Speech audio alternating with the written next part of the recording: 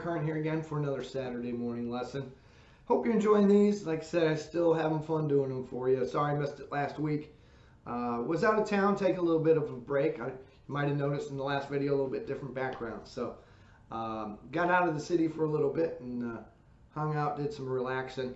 I've been keeping up with the videos. The injury to my hand is pretty much completely healed.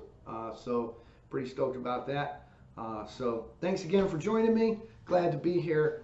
As always, all these videos archived, facebook.com/Brian Curran Music. Always available for online lessons as well. We can get together via Zoom or Skype, Facebook chat, whatever works for you. Happy to help, do a little bit more on some of these subjects we've been talking about with these video lessons. Especially if you're just getting started or if you're stuck on something that we've been doing. Happy to help any way I can. And as usual, I'd love to hear from some of you folks. Please comment. Let me know, what you're thinking of these lessons, and if you have any suggestions on subjects to cover, ways to make this better, those sort of things. Please feel free. Throw a comment, send me a private message.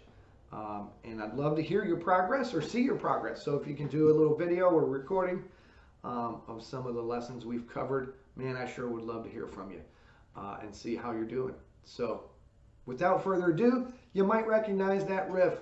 Write me a few of your lines, Mississippi Fred McDowell. What a great tune. Been covered by many other folks. Bonnie Raitt did a great version of it. I believe McDowell did multiple versions of it himself. I'm referencing the one from Fred McDowell, You Got to Move, or You Gotta Move album. I believe it's mostly acoustic album. It's been a while. It's got like a blue cover, if I'm not mistaken. But anyhow, that's kind of the riff, or the album that I learned the riff from years ago. There's a old video of me doing this live at a festival, a Resophonic Guitar Festival, when I was just a youngin'. It's like 12 years ago or something like that. I usually do it, when I do it with alternating bass.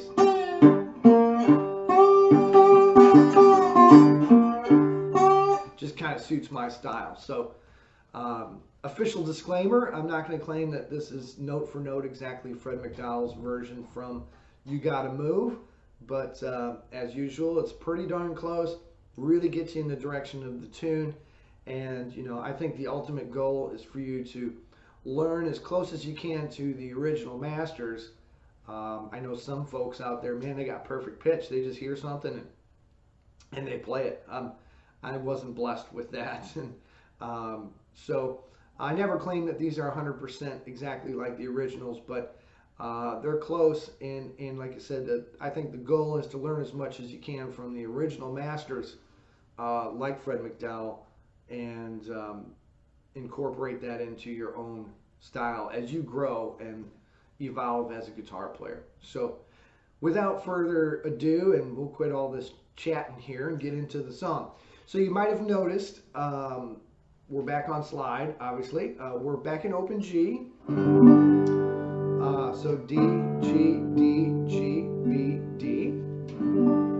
If you're just getting started on slide, and fingerstyle, this song might be a little above your ability at this point. As I said, I have plenty of videos archived, some beginning for slide and beginning for fingerstyle. So review those, but maybe you might be able to swing it on this tune. And again, I'm happy to help any way I can to get you started. So yeah, let's get into it. You've probably noticed too that there's some thumb work in this song.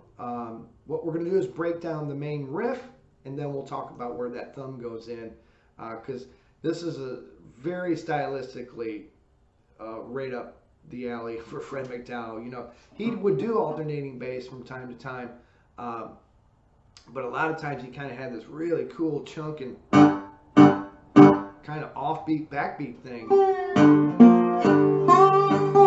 He did,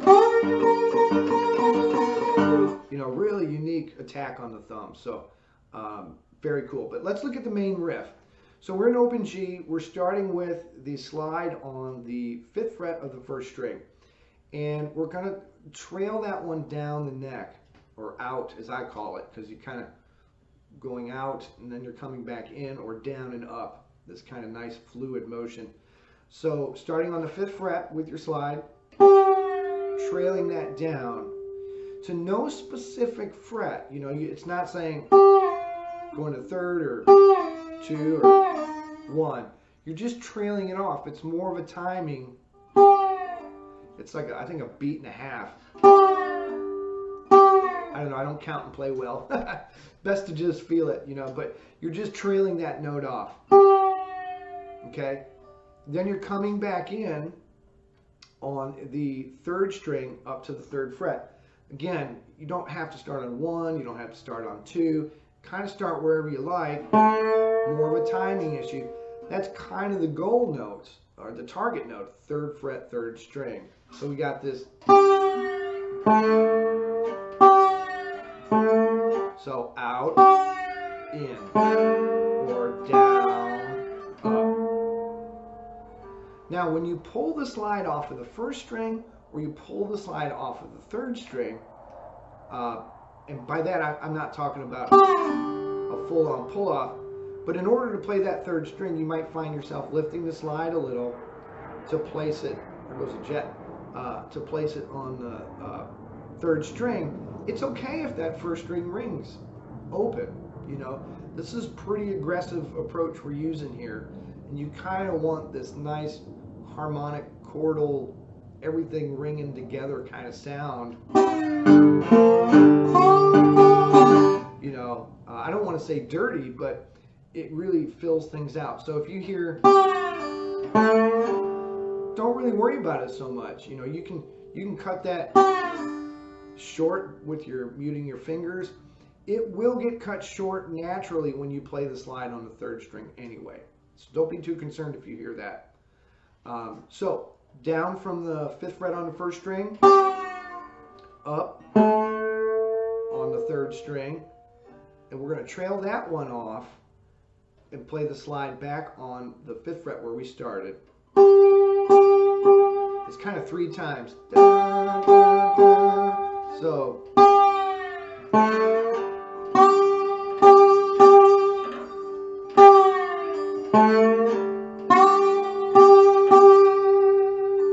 that's the main riff. Now there's some nuances around that, as you can hear. We'll talk about those in a moment. But really, I would start right there. If you can get that under your belt, then move on to what we're going to talk about next. But, you know, I would stop there, especially if you're just getting started.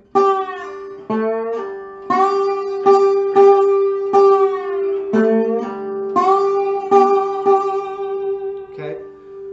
But now what Fred McDowell does to repeat the lick is this. And again, the frets are not overly important. This is my opinion. It's timing. You know, whether you do, and it's kind of a pull off there, whether it's 5 and 4 to pull off, or 5 to 3, or 5 to 2. It's really the motion of that slide and the rhythm of the riff, not so much the exact pitch. It happens really fast too. So if we play it without the thumb, we start on that 5th fret. I'll give you a measure count here. We can try to play this together. 1, 2, 3, 4.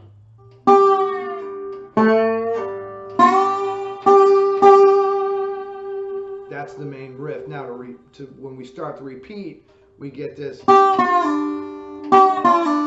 So it's 2 times descending with the slide. I usually wind up somewhere around that 3rd and 4th fret.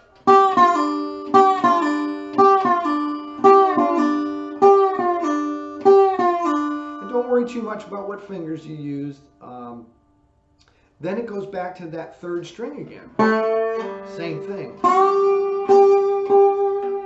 And then repeats. Now there are other little, on other versions, and as he goes throughout, as he plays through the song, slight variations on that lick. But that's the main riff that I want to get kind of illustrated here today. Then you can listen yourself and, you know, pick up on some of those nuances, or again, I'm happy to help and go into more detail. And as far as his tuning goes on this album, he's in open G, but it's sharp. So usually, if I remember right, capo on 1, and you can adjust the strings slightly sharp, and you'll be in pitch with him, or you could capo on 2, and I think you would be adjusting a little bit down. But I like that first fret. Keep some space on the frets a little bit, and you're not going super sharp, so I don't think it's going to, you know, mess up your guitar any. So anyway, that's the tuning for that album, if I'm not mistaken. So let's talk about putting the thumb into this. So it's not alternating. It's not keeping it steady.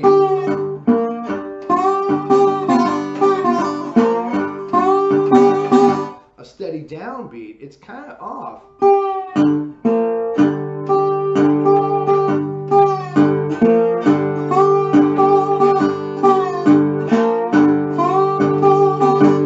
You know, it's really unique. Now, Fred McDowell isn't the only guy that does that, but boy, does he play that style of thumb a lot. So, if you break it down, we have the descending lick, thumb, okay, the out lick, thumb, the in lick, thumb, or down, thumb, up, thumb, down, thumb, up, thumb. Okay, then we have the 3 strikes on that first string. So it's 1 thumb. So if we do that much, so down, thumb, up, thumb, 1 thumb, 2 thumb.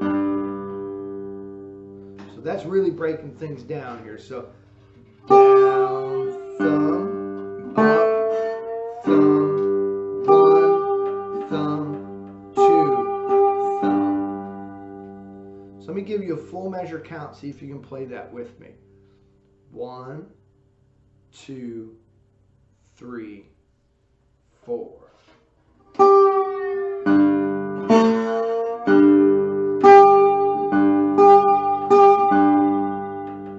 Okay? So when you break this into small pieces, you can really tackle it. Play it that slow or slower if you need to. It will come if you're finding that coordination between your fingers and thumb difficult. Slow, slow, slow, slow. I always tell all my students, speed is number 10 on your top 10 list of things you need.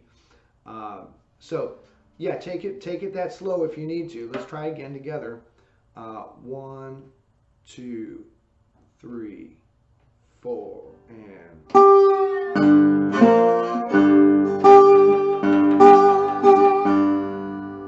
one more time. 3, 4.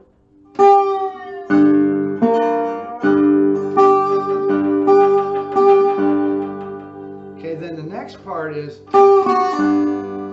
that double to kind of a pull off. And again, that open note is not hugely important. It's really the timing that you're getting. Then thumb. So then this next part is the same. So up, thumb, 1 thumb, 2 thumb. So that's just a repeat from the previous. And then again with the double, the pull off, thumb, so on and so forth. So let's try and put this together very slowly. What I'm going to do, I'm going to give you a full measure count. And I'm going to go into like 2 repeats. So you got a little bit of length of time to try and play along with. Let's try together. Ready? 1, 2, 3, 4.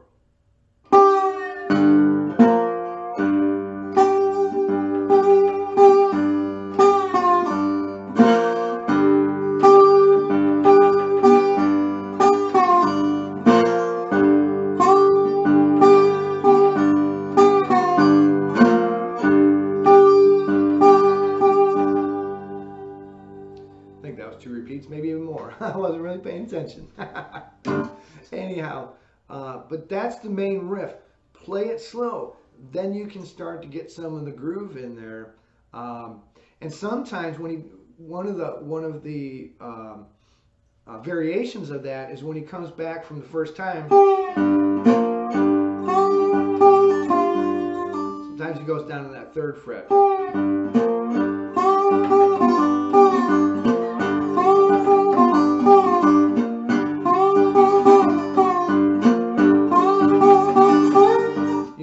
But do your own thing with it. That's in my opinion, for any music is, you learn the piece as close to the original as you can. And again, some people, man, they can play it exactly like Fred McDowell or exactly like Blind Blake. And I try. I'm a decent ear player, but I'm not the greatest. There's some, like I said, some folks out there, boy, they hear something and they can instantly play it. I actually have a friend that's like that. It's pretty wild to watch somebody do that. But yeah. So anyhow, I hope you find that lick cool, and hope you can kind of tackle it and get your own thing going with it. As usual, anytime you have a question, suggestion, anything like that, you just look me up. You can send me a private message or comment on one of the videos. And if you're ever interested in lessons, just same thing. Give me a shout on Facebook, facebook.com, Brian Curran Music. Emails there. You can send me a private message on that page. Be happy to help any way I can. So yeah, that brings us to a close for this Saturday's lesson. I hope you enjoyed that. Very cool lick. And I guess we'll see y'all next time.